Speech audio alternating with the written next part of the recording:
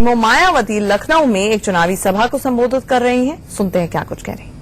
चुनाव से जोड़कर बीजेपी चल रही थी और इनका सपना क्या था कि उत्तर प्रदेश में पूर्ण बहुमत की बीजेपी सरकार बनाएगी और फिर इसी को ही अगले लोकसभा चुनाव का सन 2019 का इसी को ही लोकसभा का चुनावी मुद्दा बनाकर वो पूरे देश में जाने वाले थे।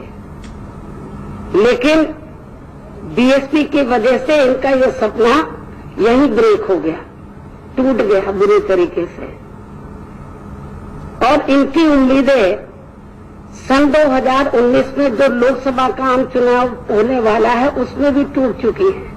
उनको मालूम है कि सन 2019 के लोकसभा आम चुनाव में भी अब ये सत्ता में आने वाले फिर से नहीं है। इसलिए उनको लगा कि जितना भी धन इकट्ठा करना है आगे के लिए, कुछ तो इन्होंने नोटबंदी का फैसला लेने से 10 महीने पहले ही कर लिया था।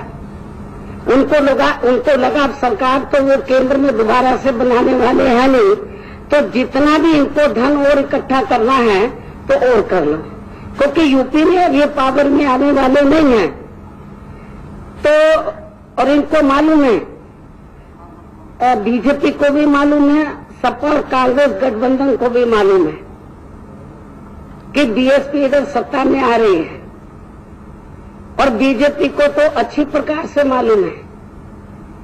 इसलिए अब बीजेपी व सपा कांग्रेस गठबंधन इस चुनाव में केवल दूसरे व तीसरे नंबर पर आने के लिए ही ये एक दूसरे से चुनाव लड़ रहे हैं।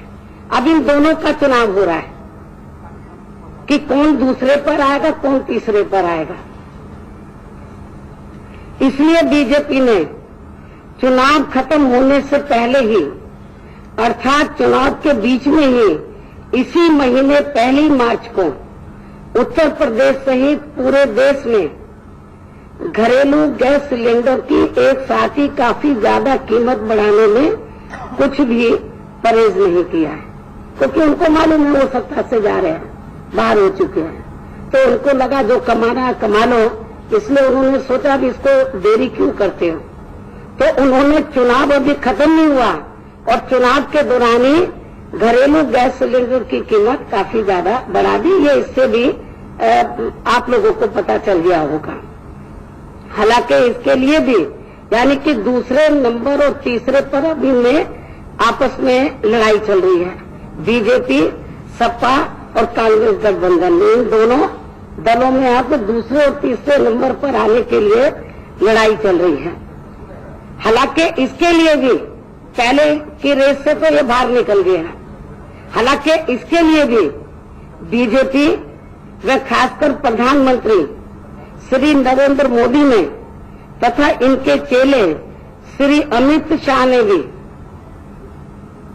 अपने लोकसभा चुनावी वायदा खिलाफी एवं नोटबंदी से संबंधित अपनी कमियों को छिपाने के लिए बहुत ही नाटकीय तरीके से पूरी कोशिश भी खूब की है।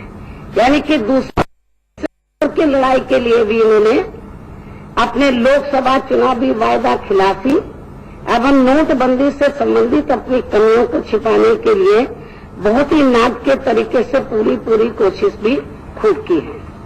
और यही कारण है